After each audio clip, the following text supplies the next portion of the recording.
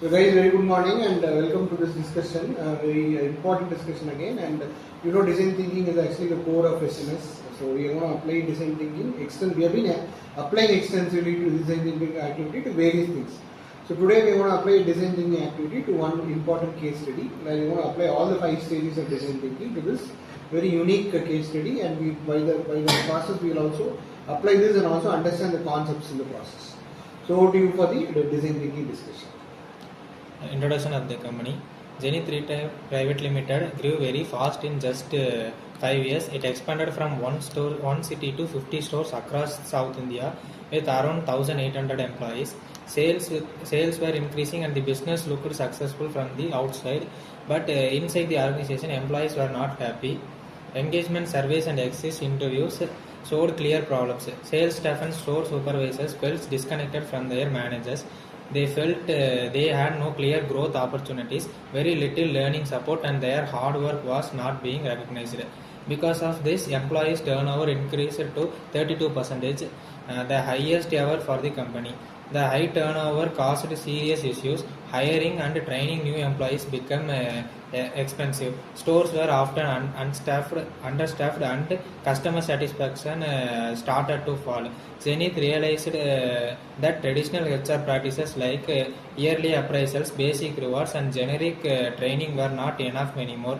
To truly understand employees' needs and improves engagement, the company decided to use design thinking to redesign the entire employee experiences in a more meaningful and employee-centric way. So, I'll do the empathize part. So, we all know it's the first stage of DT, and empathize is to know the customer's pain point. In this case, we have to go through the employee's pain point. So, one thing that we just heard is like the employees are not satisfied or happy with the company. So, what I would suggest is like keep a annual gathering. So, it is being conducted, but I think it is not applied in day-to-day activity. So frequent feedback should be taken, and to understand the employees first, what they need and what is the problem. And the main problem they tell is that the voice is not heard.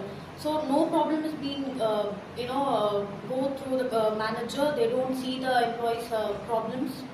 So what I think is like frequent feedback should be taken, and day-to-day activity should be monitored, and to see what is actually happening, to identify the problems, and to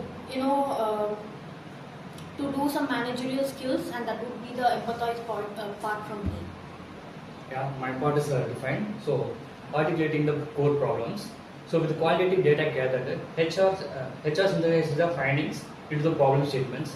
Instead of generically stating the employee engagement is low, so the term reframed specific human-centered problems questions. So, which are frontline employees needs channels to express and concerns provide feedback in the real time because they feel their opinions rarely reach the decision makers. Store employees need visible and frequent recognitions because their day-to-day effort goes unnoticed. And managers need coaching and people management capabilities because they rely only on operational skills. And the last point is employee need personalized and practical training because generic modules fail to address real changes. So the statements are clarified that deeper pain points and ensured leaders stop guessing what is employees wanted. Defined stage transferred an abstract HR issue into an actionable solvable challenges. Yeah. Now I'll do the ideate part. Zenith organized ideation workshops involving HR executives, store managers, trainers, and even fortune staffs. Rather than limiting ideas to management, the brainstorming empowers divergent thinking techniques such as brainwriting, how might we reframing, reverse brainstorming, rapid sketching of solutions. We have 3 ideas. The first one is communication and feedback. The second one is recognition and culture, and the final one is capability development. Okay, my part is a prototype. Instead of launching big programs, Zenith first tried small ideas to see what really works. A new store started weekly team huddles where employees appreciated each other's efforts. Short training videos were shared on phones so staff could learn anytime. Any anonymous chatbot allowed employees to freely share problems and suggestions. Managers received brief coaching to improve listening and team communication. Clear career path posters helped employees understand their growth opportunities. So my part is testing. So the HR measured results through interviews, feedbacks and performance data. Recognition handles boosted morally. Micro-learning model has 80% complication. The chatbot collected 147 comments highlighting issues.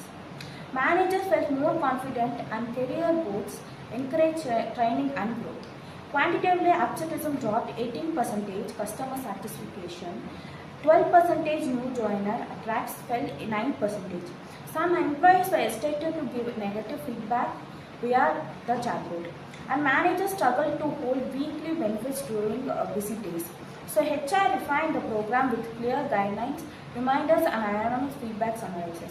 Overall, smart, empathic, irritative HR actions meaningfully improved employee engagement. My part is conclusion. Through the design thinking process, Zenith Retail improved employee engagement by focusing on real employee needs. HR listened to frontline employees instead of making assumptions.